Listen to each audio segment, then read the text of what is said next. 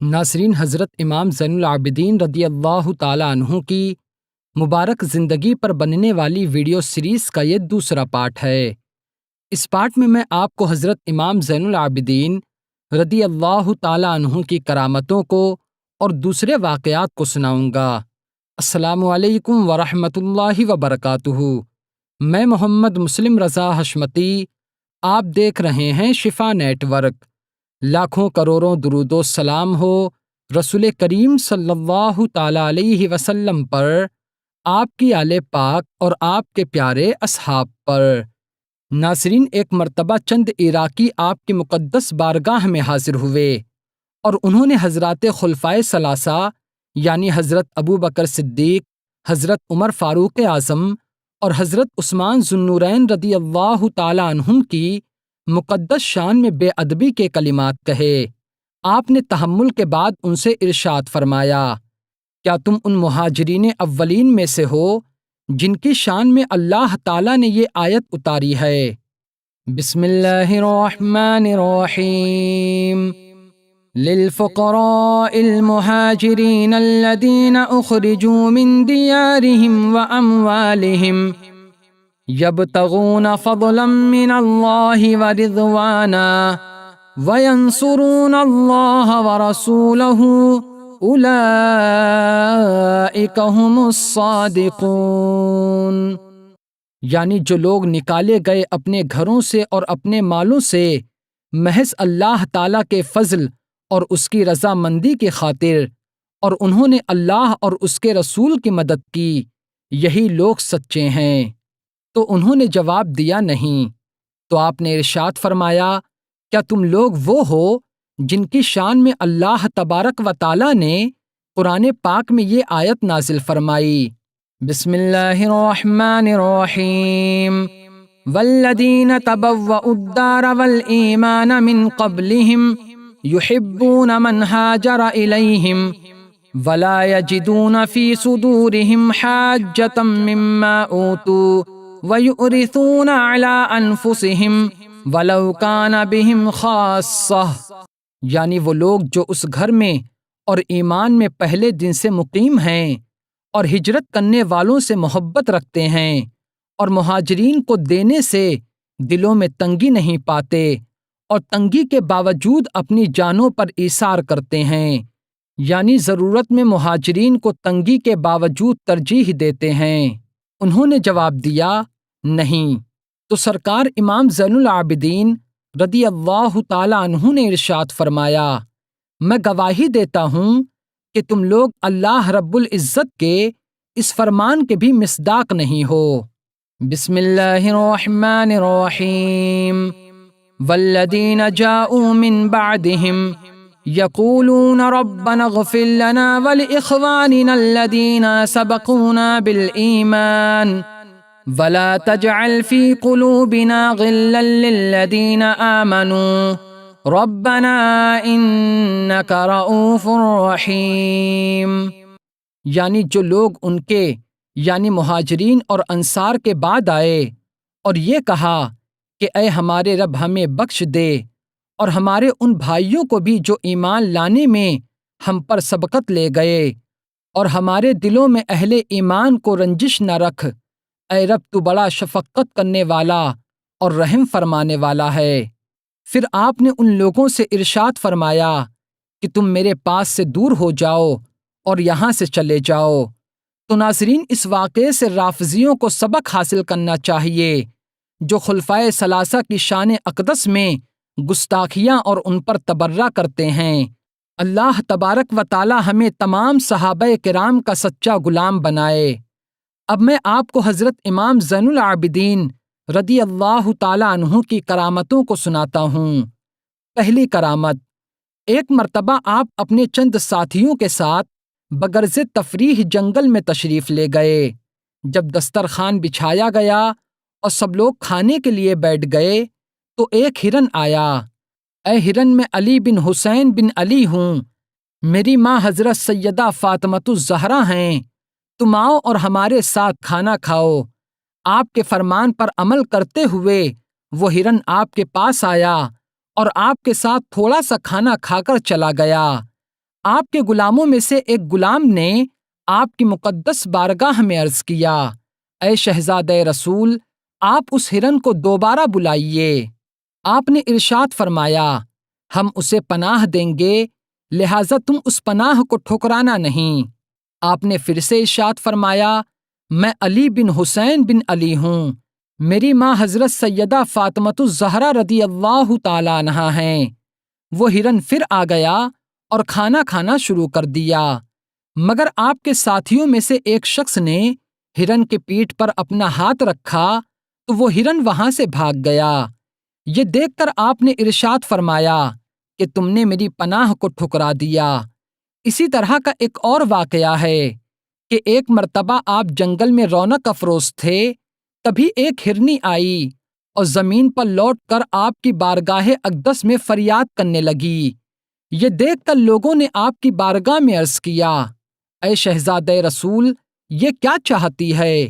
تو آپ نے ارشاد فرمایا، ایک قریشی آدمی اس کے بچے کو پکڑ کر لے گیا ہے اور یہ اسی کی فریاد کر رہی ہے۔ پھر آپ نے اس قریشی شخص کو ہرنی کے بچے کے ساتھ بلایا اور اس سے ارشاد فرمایا، اگر تو چاہتا ہے کہ تیرے بچے ظلم اور قید سے محفوظ رہیں تو اس ہرنی کے بچے کو چھوڑ دے۔ آپ کے فرمان پر عمل کرتے ہوئے اس شخص نے ہرنی کے بچے کو چھوڑ دیا۔ ہرنی خوشی خوشی شور مچاتی ہوئی اپنے بچے کو ساتھ لے کر چلی گئی۔ یہ دیکھ کر لوگوں نے عرض کیا، اے شہزادہ رسول، یہ ہرنی اب کیا کہہ رہی ہے؟ تو آپ نے ارشاد فرمایا کہ ہرنی نے جاتے وقت کہا، جزاک اللہ تعالی فی الدارین خیرا، یعنی اللہ تبارک و تعالی آپ کو دارین میں اس کا بہتر بدلہ عطا فرمائے۔ تو اس واقعے سے پتہ چلتا ہے کہ جنگل کے جانور بھی آپ کا ادب کرتے ہیں اور اپنی فریاد کو آپ کی بارگاہ میں پیش کرتے ہیں اور آپ ان کی فریاد رسی فرماتے ہیں۔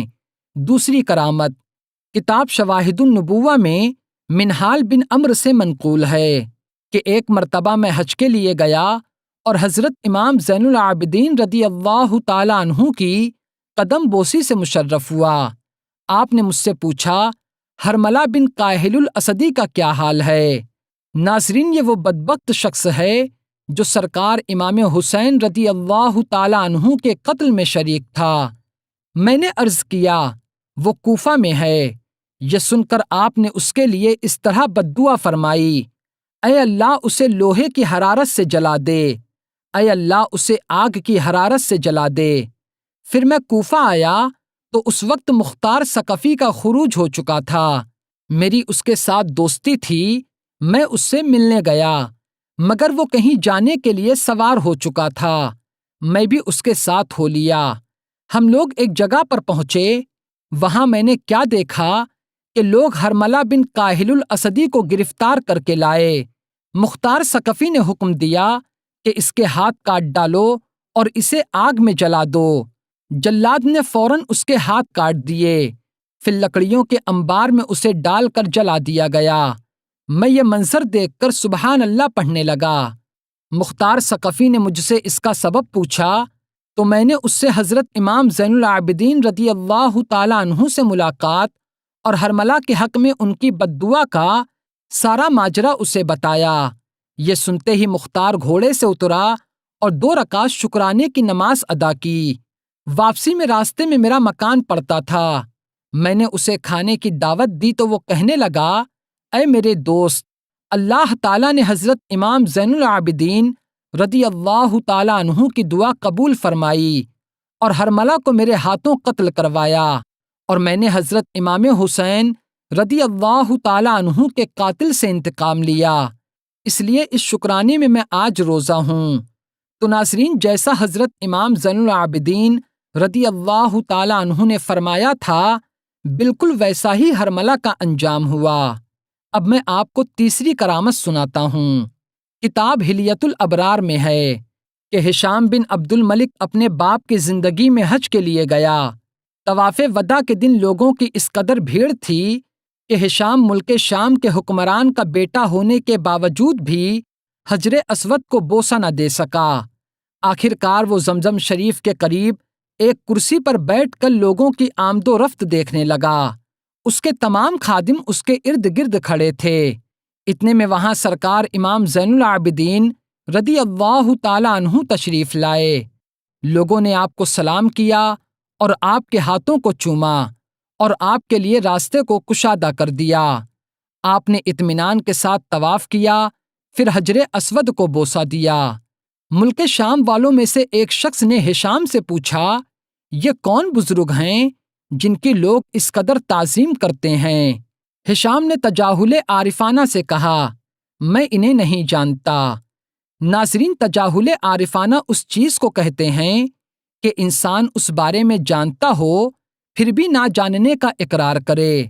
حالانکہ ہشام سرکار امام زین العابدین رضی اللہ تعالیٰ عنہ کو جانتا تھا، مگر پھر بھی اس نے نہ جاننے کی بات کہی۔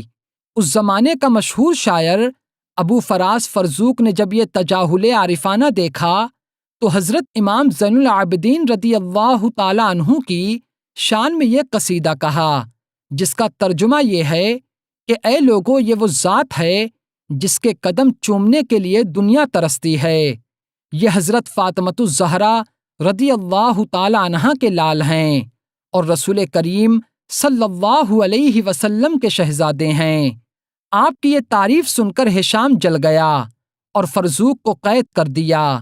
جب سرکار امام زین العابدین کو اس بارے میں معلوم ہوا تو آپ نے فرزوق کے حق میں دعا فرمائی تو وہ فوراً رہا ہو گیا۔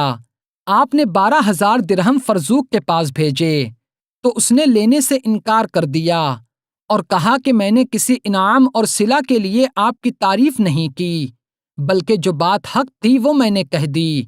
آپ نے فرزوق کو کہلوایا کہ تم نے ہماری تعریف میں جو حق بات کہی ہے اس کا اجر تمہیں قیامت میں ملے گا، اور جو مال میں تمہیں دے رہا ہوں اسے قبول کر لو، کیونکہ اہل بیت جب کسی کو کچھ دیتے ہیں تو واپس نہیں لیتے۔ یہ سن کر شاعر فرزوق نے وہ 12,000 درہم قبول کر لیے۔ ناظرین، اب میں آپ کو سرکار امام زین العابدین رضی اللہ تعالیٰ عنہ کے شہزادوں اور شہزادیوں کے بارے میں بتاتا ہوں۔ آپ کے 11 شہزادے تھے: حضرت محمد باقر، حضرت عبداللہ، حضرت حسن، حضرت حسین اکبر، حضرت حسین اصغر، حضرت عبید اللہ، حضرت عمر، حضرت زید، حضرت علی، حضرت سلیمان، حضرت قاسم۔ اور آپ کی 4 شہزادیاں تھیں: حضرت بی بی خدیجہ، حضرت فاطمہ، حضرت علیہ، حضرت کلثوم۔ آپ کے پہلے 6 شہزادے حضرت امام محمد باقر، حضرت عبداللہ، حضرت حسن، حضرت حسین اکبر، حضرت حسین اصغر اور حضرت عبید اللہ کی والدہ حضرت بی بی فاطمہ رضی اللہ تعالیٰ عنہا ہیں، جو حضرت مولا امام حسن رضی اللہ تعالیٰ عنہ کی شہزادی ہیں، اور حضرت عمر، حضرت زید، حضرت علی اور حضرت ختیجہ آپ کی دوسری زوجہ سے ہیں، اور باقی شہزادوں کی والدہ مختلف ہیں۔ آپ کے سارے شہزادے علم و فضل اور جود و سخا میں کامل اور ممتاز تھے۔ آپ کی نسل حضرت امام محمد باقر، حضرت زید، حضرت عبداللہ، حضرت حسین اصغر، حضرت عمر اور حضرت علی سے چلی، اور ان سے نسلیں کثیر پیدا ہوئی۔ آپ کے بعد امامت و خلافت حضرت امام محمد باقر رضی اللہ تعالیٰ عنہ کو پہنچی۔ تو ناظرین، حضرت امام زین العابدین رضی اللہ تعالیٰ عنہ کے واقعات پر بننے والی ویڈیو سیریز کا یہ دوسرا پارٹ ہے۔ اللہ تبارک و تعالی ہم سب کو سرکار امام زین العابدین اور اہل بیت کا سچا غلام بنائے اور ان کی محبت میں ہمیں زندگی اور موت نصیب فرمائے۔ آمین ثم آمین۔ تو ناظرین، آج کی ویڈیو میں صرف اتنا ہی۔ السلام علیکم۔